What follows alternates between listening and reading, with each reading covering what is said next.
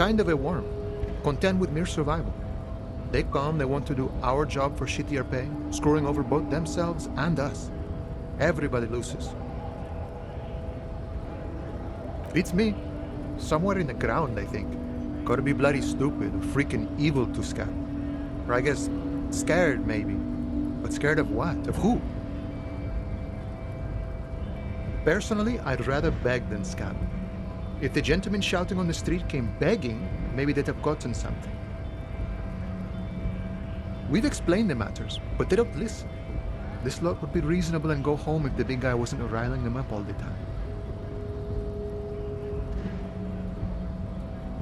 I was just messing with you. No one's ever seen a cop scab.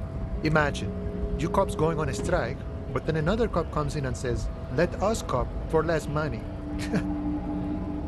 Speaking of, what brings the RCM here? To the wild north? Come to see the strife? A key, huh? What door is this key supposed to open? Oh, say no more. I got you. I got that key right here.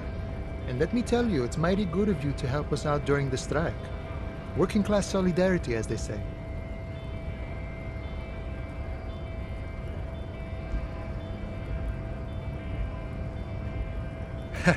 I'm not so sure about the hustle grind, but it doesn't matter.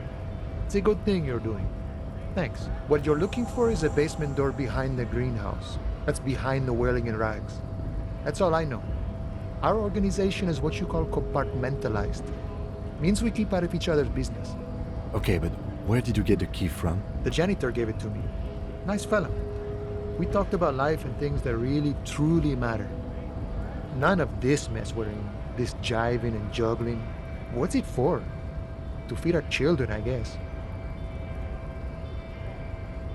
I'm more of a philosophical dock worker. I like to talk about the big picture stuff. Who I am, who you are, what we are fighting for. Who he is, and what they're fighting for? This is interesting. We're negotiating our share. Aye.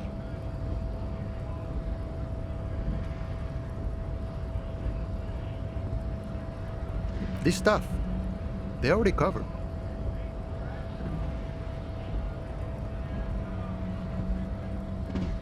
It's not enough.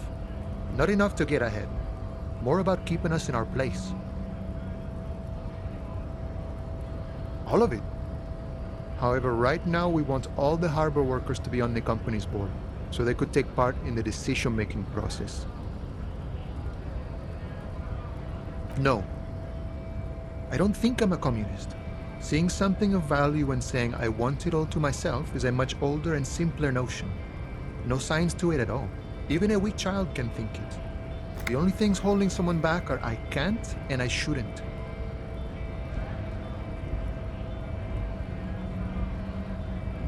I have nothing against communists. They are honorable boyaderos. And they have good analysis. But my own code serves me well.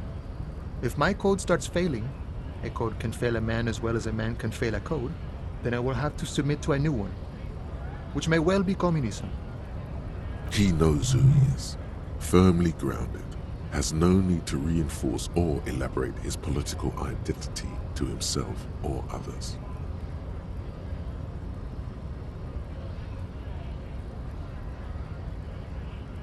See, I am primarily a lazy person.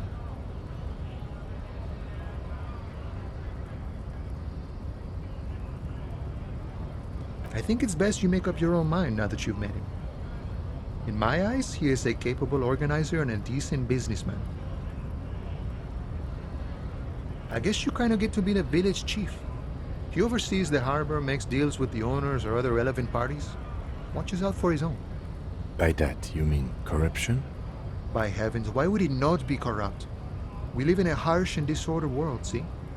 And in this world, the old man is corrupt for our benefit, and we know it. Appreciate it even. He is, personally, not too lavish. He is reasonably lavish, sure. That's his prerogative. It's not like you want a saintly demeanor on a corrupt motherfucker. That would be a manipulative illusion. Besides, there are no non-corrupt systems in the world anyway, and moralism is the most corrupt of them all. Sure, I've had the necessary free time. Fortunately, there's always time. The look in his brown eyes conjures up an understanding. For him, having command of his time is the most important thing. It all comes together now. The way he speaks about scabs, his general attitude. He's a follower of a 500-year-old Franco-Nigerian Boyadero code, itself an appropriation of Vespertine cool. That of a noble peasant or a traveling herdsman. True to yourself, independent in your actions, loyal to your friends. No. No. The man sits on the railing, his hands reaching far and wide, yet it feels as if he could, effortlessly, go even wider, if need be, an endless torrent of time. The mercenary, eh? Who could have killed him? That's indeed the question. Why even do such a thing? What a thought! Why would noble workers resort to such a thing? Unless they were pushed, of course. Your dead guy was an enemy combatant. He was an agent of the opposition, attempting to undermine our honorable efforts. I ain't the murdering type, but that's just me. Large organizations like our union have all sorts of men, with all sorts of skills. He means a more violent faction could easily take care of such a thing. Understood. This has been of limited use. Still, thank you. No problem. I wish the best to you in your search. Sure, I'm glad it's not my search.